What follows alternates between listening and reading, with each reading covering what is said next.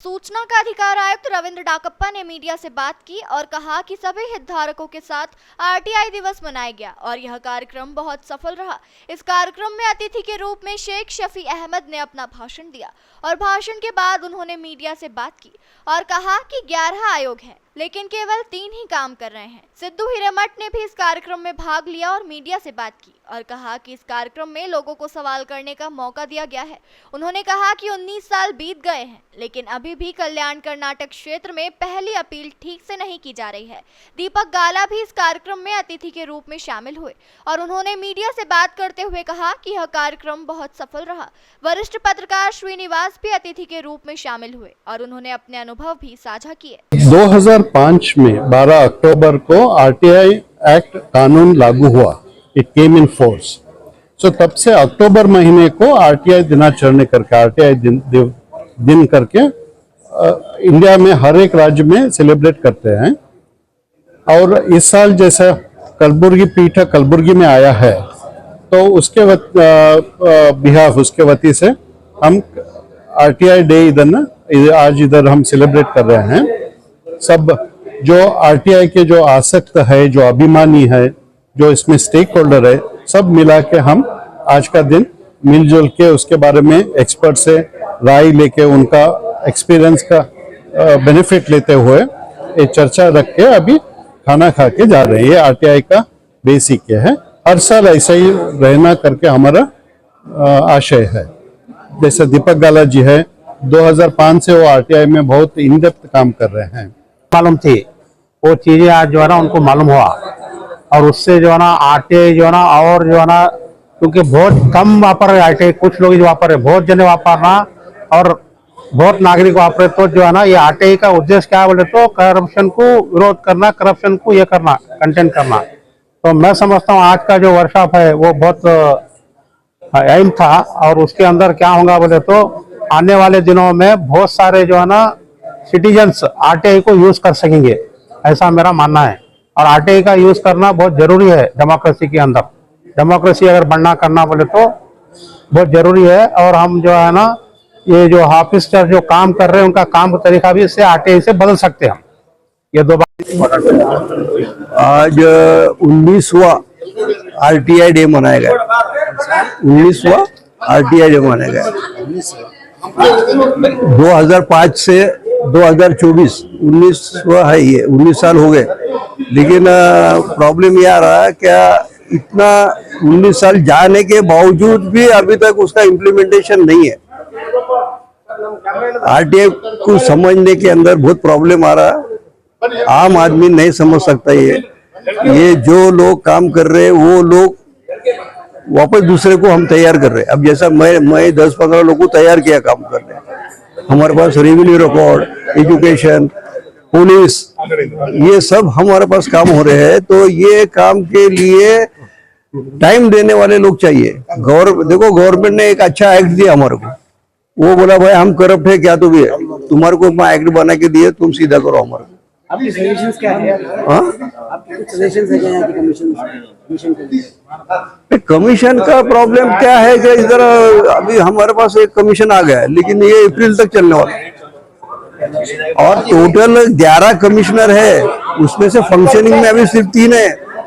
मेरा सवाल ये है कि फर्स्ट अपील जल्द से जल्द डिस्पोज होने के बारे में आप क्या कहेंगे? फर्स्ट अपील में देखा जा रहा है कि फर्स्ट अपील जल्दी डिस्पोज नहीं हो रहा है, सही कंडक्ट नहीं कर रहे हैं। आप कुछ आईएएस ऑफिसर के ऊपर कुछ बोल रहे थे कि सही से कंडक्ट नहीं करे, तो उसके बारे में देखिए फर्स्ट अपील 45 डेज में कंडक्ट करना है।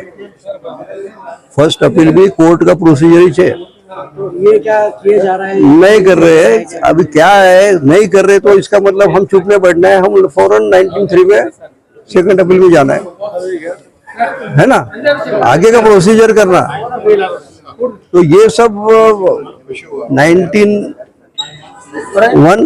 19(3) ये फॉलो करते जाना। आरटीआई तो 30 दिन में देना है, लेकिन नहीं दे तो फर्स्ट अपील को जाना है। अच्छा ये प्रॉब्लम क्या क्या है, देखो फर्स्ट अपील में ऑर्डर हो गया, फर्स्ट अपील में ऑर्डर हो गया भी तो इंफॉर्मेशन नहीं आता, तो हम फिर ऑर्डर को सब्जेक्ट बनाते और ये ऑर्डर के ऊपर इम्प्लीमेंट करेंगे आप। ये पूछते हम आरटीआई में। मतलब एक आरटीआई का चक्रव्यूह बनाते जाते हम, तब कानून का इम्प्लीमेंटेशन होता। और सब लोग आरटीआई नहीं पूछते, जिसको तकलीफ हो रही, जिसके काम रुक गए। अच्छा, जैसा गुलबर्गा में 1.5 साल एनए नहीं हो रहा था, आरटीआई डालने के बाद बीदर और गुलबर्गा में जितने भी एनए रुके थे, रातों रात एनए अप्रूवल हो गए। ये अभी की बात नहीं हुई, 2007 की बात बता रहा हूँ।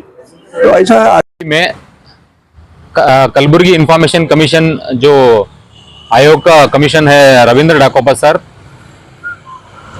राइट टू इंफॉर्मेशन डे बनाया है। बहुत अच्छा काम किया है, क्योंकि हमारा कल्याण कर्नाटक भाग में ये पहली बार ऐसा एक आयोग से एक प्रोग्राम हुआ है, अवेयरनेस प्रोग्राम। उसमें एक्टिविस्ट को बुलाया और ऑफिसर को बुलाया है। बहुत अच्छा प्रोग्राम था, इंफॉर्मेशन बहुत अच्छा मिला है सभी लोगों को, और क्वेश्चनर भी बहुत था।